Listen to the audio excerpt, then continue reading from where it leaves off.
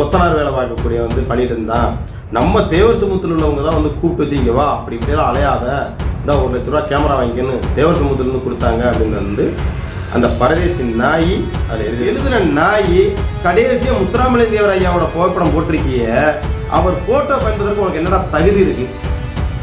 உன்ன மாதிரி பரதேசி நாயால தான் அந்த ஐயாவுக்கு கெட்ட பேர். நீ உன்னோட புகைப்படத்தை கட்ட உனக்கு தைரியம் இல்லை.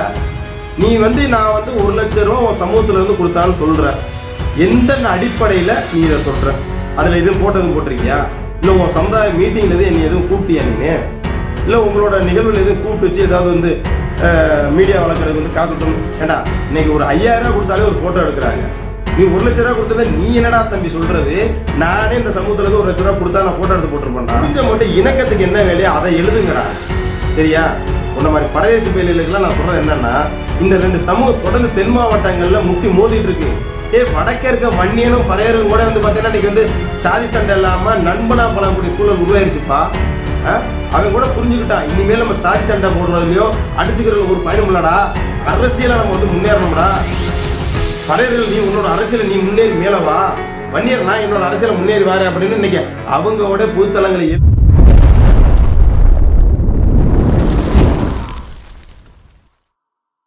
என்னோட கருத்து இந்த சமூகத்துக்கு பயனுள்ளதாக இருக்குன்னு நினைக்கிறவங்க மட்டும் இந்த மூவேந்தர் மீடியாவை சப்ஸ்கிரைப் பண்ணிவிட்டு பெல் ஐக்கானை ஆள் கொடுத்து ஃபாலோ பண்ணிக்கோங்க. நன்றி. உறவுகள் அனைவருக்கும் வணக்கம். நான் தினேஷ் மலர். இந்த காணொலி எதற்காக அப்படின்னா, முகநூலில் மறவர் சமூகத்தை சார்ந்த ஒரு நபர் மூவேந்தர் மீடியாவுக்கு கேமரா வாங்குறதுக்கு தேவர் சமூகத்திலிருந்து 1 லட்ச ரூபா பணம் கொடுத்துருக்கதா முகநூலில் ஒரு கருத்து பதிவு பண்ணியிருக்காங்கண்ணே. இது என்ன புது உருட்டா இருக்குது, இது என்னன்னு கொஞ்சம் பாருங்கண்ணே அப்படின்னு தம்பி காவிய தமிழ் நமக்கு வாட்ஸ்அப் தளங்களில் ஒரு ஃபேஸ்புக் லிங்க் அனுப்பிச்சுட்டாப்புல தம்பி. அந்த லிங்கை நம்ம டச் பண்ணி உள்ளே போய் பார்த்தா தம்பி சொன்ன மாதிரியே அந்த கருத்தை பதிவு பண்ணியிருந்தார். அந்த ஐடி பார்த்தீங்கன்னா பால ரணசிங்க பாண்டியனா அந்த ஐடி அதான் தம்பி காவிய தமிழ் கூட சொன்னி, தம்பி அவளோட தன்னோட சொந்த புகைப்படத்தை கூடைய வைக்க தகுதி இல்லாத நாய்க்கெல்லாம் நம்ம பதில் சொல்லணுமாயா அப்படின்னு கேட்டு, இருந்தாலும் அந்த மாதிரி நபர்கள்லாம் நம்ம பதில் கொடுக்க வேண்டிய நம்மளோட கடமை, கண்டிப்பாக அது விளக்கம் கொடுத்துருவோம் அப்படின்ற கூட தம்பிகிட்ட சொல்லியிருந்தோம். அதாவது இந்த பால ரணசிங்க பாண்டியன் அப்படின்ற ஐடியில் ஒரு கட்டுரையாக எழுதியிருக்காப்புல தம்பி. அதாவது நம்மளுக்குள்ள பிளவுகள் பேசினாலும் ஒருபோதும் தேவர் சமூகத்தை விட்டு கொடுத்துட மாட்டேன், கோயில் உரிமைகள்லாம் நம்மளா பார்த்து கொடுத்தோமா, ஏதாவது அவங்களா பார்த்து கொடுத்தாதான் அதை நம்ம தூக்கி வச்சு கொண்டாடுறோமா, இதில் யார் பாண்டியர் அப்படின்னு சொல்லி எல்லாம் போட்டுக்கிட்டு இன்னைக்கு அவங்க சமூகத்துக்குள்ள என்ன நடக்குன்னு எடுத்து போட்டுக்கிட்டு ஒரு கொத்தனார் வேலை பார்க்கக்கூடிய பண்ணிட்டு இருந்தான். நம்ம தேவர் சமூகத்தில் உள்ளவங்க தான் கூப்பிட்டு வச்சு இங்கே வா அப்படி இப்படியெல்லாம் அலையாத, இந்த 1 லட்ச ரூபா கேமரா வாங்கிக்கன்னு தேவர் சமூகத்திலேருந்து கொடுத்தாங்க அப்படின்னு அந்த பரதேசி நாய் அதில் எழுதிருந்துச்சு. ஏன் அதை நான் அந்த தம்பியை கூட இவ்வளோ தூரம் பேசுகிறேன் அப்படின்னா, அந்த தம்பியோட கருத்து அப்படி இருந்துச்சு. அப்போ யார் எப்படி பதிவு பண்ணுறாங்களோ அவங்களுக்கு அந்த விதத்தில் பதில் சொன்னால் தான் சரியாக இருக்கும்ன்றனால தான் இந்த தம்பிக்கு இந்த பதிவு கொடுக்குறோம். அதாவது அந்த பால ரணசிங்க பாண்டியன் அப்படின்ற அந்த பரதேசி நாய்க்கு நான் சொல்கிறது என்ன அப்படின்னா, உன்ன மாதிரி முகம் காட்டக்கூடிய தைரியம் இல்லாத பரதேசி நாயெல்லாம் எதற்கு தேவையில்லாமல் இந்த தேவேந்திர குல வேளாளர்களுக்கும் இல்லை தேவ சமூகத்துக்கு செக்கலை உருவாக்குற வேலையை நீ பார்க்குறேன். நீ சரியான ஆண்மகன் உன்னோட புகைப்படத்துச்சு உன்னோட கருத்தை பதிவு பண்ணணும். இன்னைக்கு என்னோட முகநூல் ஐடி இருக்குது அப்படின்னா என்னோட பேரில் என்னோட எந்த மாவட்டம் எந்த ஏரியான்னு சொல்லியிருக்கேன். உனக்கு சந்தேகம்னா மறுபடியும் நான் சொல்கிறேன், மதுரை மாவட்டம் மேலூர் வட்டம் கொட்டாண்டி பக்கத்தில் ஒரு மனப்சேரி. சரியா? இதை நான் வெளிப்படையாக சொல்கிறேன். இப்படி நீ ஆம்பளை நீ வெளில காமிச்சு பேசணும். அதை விட்டு ஏன் தேவையில்லாமல் நீ ஒரு சமூகத்தோட போர்வைகளை ஒளிஞ்சுக்கிட்டு என்ன ஆம்பளை நீ வெளியில் மோத்த காட்டு கருத்து பதிவு என்ன? ஒரு சமூகத்தின் பேரை சொல்லி ஏன் அந்த சமூகத்தை நீ அசிங்கப்படுத்துற? இன்னைக்கு அந்த சமூகத்தில் எல்லா இடத்துலையும் எல்லாருமே சண்டை போட்டு இருப்பாங்கன்னு சொல்ல முடியாது. எங்கேயாவது ஒரு சில சிக்கல் இருக்கத்தான் இருக்குது. சொந்த சமூகத்துக்குள்ளேயே 1000 சிக்கல் இருக்குது.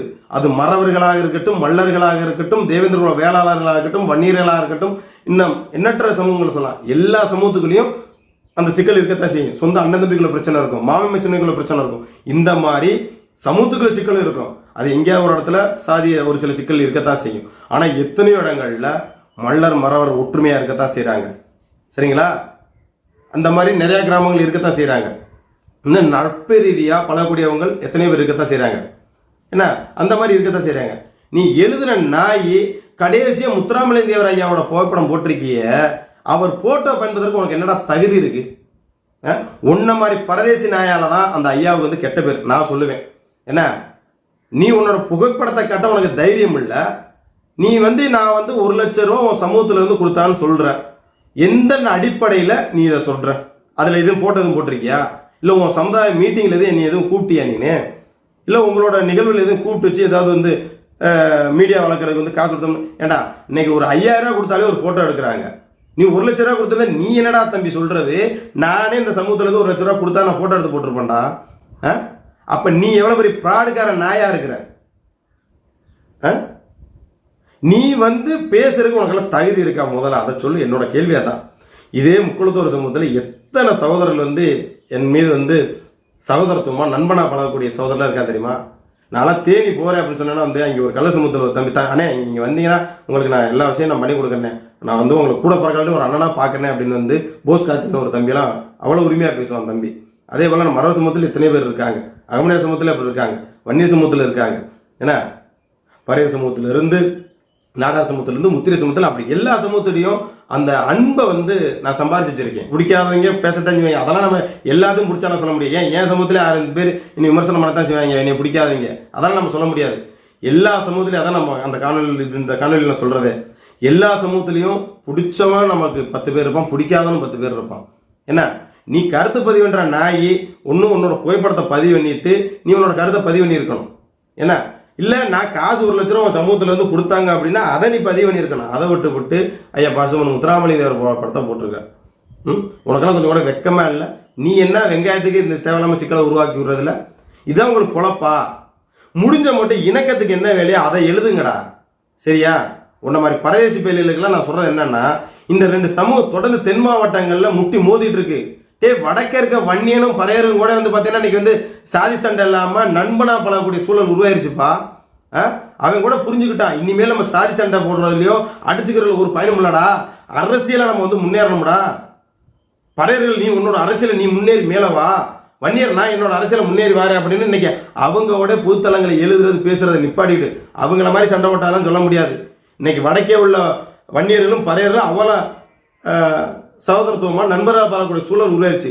உன்ன மாதிரி பரதேசி நாயி சாதின்ற ஒரு போர்வையை வச்சுக்கிட்டு தன்னோட புகைப்படத்தை கூட வெளில காட்டாத நீலாம் எதுக்கு எழுதுறாத? நாங்கள் இந்த சமூகத்தில் இணக்கத்துக்காண்டி எவ்வளோ கஷ்டப்பட்டு போவோம் தெரியுமா? உன்ன மாதிரி பரதேசி நாய்கள் என்ன தெரியும்? இன்னைக்கு உங்க சமூகத்தில் இந்த 2 சமூகத்துக்குள்ள எவனை ஆயுதம் எடுக்காதடா, 2 சமூகத்துக்குள்ள முட்டி மோதாதீங்கடா, சண்டை ஓடாதீங்கடா, நம்ம எல்லாருமே வந்து ஒன்னா நிக்கணும்டான்னு பேசக்கூடிய ஆளை ஆதரிக்கிறதுக்கு உன் சமூகத்தில் ஆள் இல்லை. இன்னைக்கு யாரெல்லாம் வன்முறையை தூண்டுறாங்களோ, என்ன யாரெல்லாம் சிக்கலை உருவாக்குறாங்களோ, யாரெல்லாம் ஐயா பசுமன் முத்துராமலிங்க தேவர் பேரை சொல்லி உணர்வை தூண்டுறாங்களோ அவங்க பேர் முன்னாடி தான் நீங்களா ஒன்னே மாதிரி ஆளா நிக்கிறீங்க. என்ன இந்த சமூகம் முன்னேறணும், இந்த சமூக இளைஞர்கள் வந்து கெட்ட வழியில போயிடக்கூடாது, மதுவுக்கு அடிமையாயிடக்கூடாது, கஞ்சாவுக்கு அடிமையாயிடக்கூடாது, என்ன கொலை கொள்ளை இந்த மாதிரி விஷயத்துல ஈடுபட்டக்கூடாது, என்ன கொலை வழக்குல வந்து போயிடக்கூடாது, கூலிப்படை அந்த சமூகம் மாறிடக்கூடாதுன்னு இந்த சமூகத்தில் அக்கறைப்படக்கூடியவங்க உங்க சமூகத்தில் எத்தனை பேர் இருக்காங்க. அவங்கள மாதிரியெல்லாம் நீங்க ஆதரிக்கிறது கிடையாது.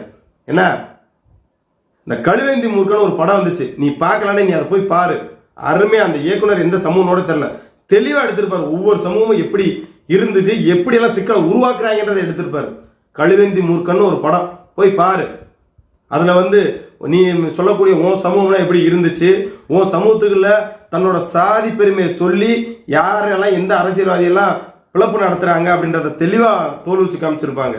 அதே மாதிரி பட்டியல் இனத்துக்குள்ள இருக்கக்கூடிய சமூகங்கள்லாம் எப்படி இருந்தாங்க அதுல நல்லா தெளிவாக காமிச்சிருக்காங்க. ஒரு படத்துல ஒரு பக்கெட்டு முத்துராமலிதார் போட்டவும் ஒரு பக்கத்துல இமானுவேல் சேனார் போட்டவும் காமிச்சிருப்பாங்க. இவங்க 2 பேர் எவ்வளவு பெரிய நண்பர்களா இருந்திருக்காங்க அப்படின்னு. இந்த 2 சமூகம் 1957க்கு முன்னாடி எவ்வளவு ஒற்றுமை இருந்துச்சுன்னு அண்ணன் ராமமூர்த்தி பேசினார், நடிகர்.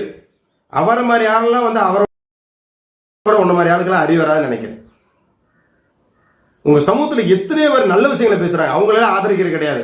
இந்த சௌத்ரி போன்ற அரக்கு இருக்கேன் என்ன அந்த மாதிரி ஆளு நாங்க வந்து ஐயா பசுமன் முத்துராமலிங்கர் வந்து நீங்க என்ன மதிக்கிறது, நாங்க மதிக்கிறோம், சரியா? முத ஐயா பசுமன் முத்துராமலிங்க தேவருக்கு வந்து விழா எடுத்தது தேவேந்திர குல வேளாளர் தான், பசுமன்ல இருக்கக்கூடிய தேவேந்திர குல வேளாளர் தான். அதுக்கப்புறம் தான் நீ வந்தது. என்ன நீலாம் வந்து இன்னைக்கு பேசுறதுக்கு உங்களுக்கான தகுதி இல்லை. என்ன தேவையில்லாம இந்த சிக்கல் எதுக்கு நீ உருவாக்குற? இந்த கோயில் உரிமையை பத்தி பேசுற. கோயில் உரிமை எனக்கு எப்படி இருந்துச்சு, ஏன் பாட்டை முட்டை எப்படி விட்டு கொடுத்தான், எவன் புடுங்கனியா, எல்லாமே எங்களுக்கு தெரியாம இல்ல. ஏன்னா பழைய பட்டயத்துல இருந்து பழைய தரவுகளை எடுத்தோம்னா இந்த கோயில் எவன்ட்ட வந்து நிக்கணும்ன்றது அது எல்லாத்துக்குமே தெரியும். இன்னைக்கு இந்த சமூகம் இவன் மேன்மையடைஞ்சிட்டா நம்ம அரசியல் அனாதை ஆயிடுவோமோன்னு நிறைய பேருக்கு அச்சம், வேற ஒண்ணுமே கிடையாது. அதோட அச்சுறுத்தல் தான் இங்க நடக்கூடிய சில விஷயங்கள். சரிதா, புரிஞ்சுக்க. இத்தனை சமூகங்கள் இருக்குமே, குறிப்பா என் தேவேந்திரன் மட்டும் சுருக்குறான், தேவேந்திரன் மட்டும் ஏன் தாக்குறான், அதுல ஒரு அரசியல் இருக்குப்பா. இவன் தான் இந்த மண்ணுக்கான மனிதன். என்ன இது ஒரு ஆளுக்கு ரெண்டு ஆளுக்கு எல்லாத்தையுமே தெரியும். என்ன அதுதான் உனக்கு பல முறை நான் சொல்றேன். இந்த கழுவேந்தி மூர்க்கன்னு ஒரு படம் இருக்குது. என்ன அதை என்னமோ போட பாலா ரணசிங்க பாண்டியனா அந்த ஐடி வச்சிருந்தியா, உன் பேர் கூட உண்மையா எழுதுறதுக்கு உனக்கு துப்பு இருக்கான்னு தெரியல. என்னை அடுத்த வரக்கூடிய தலைமுறையாவது நிம்மதியா வாழட்டும்.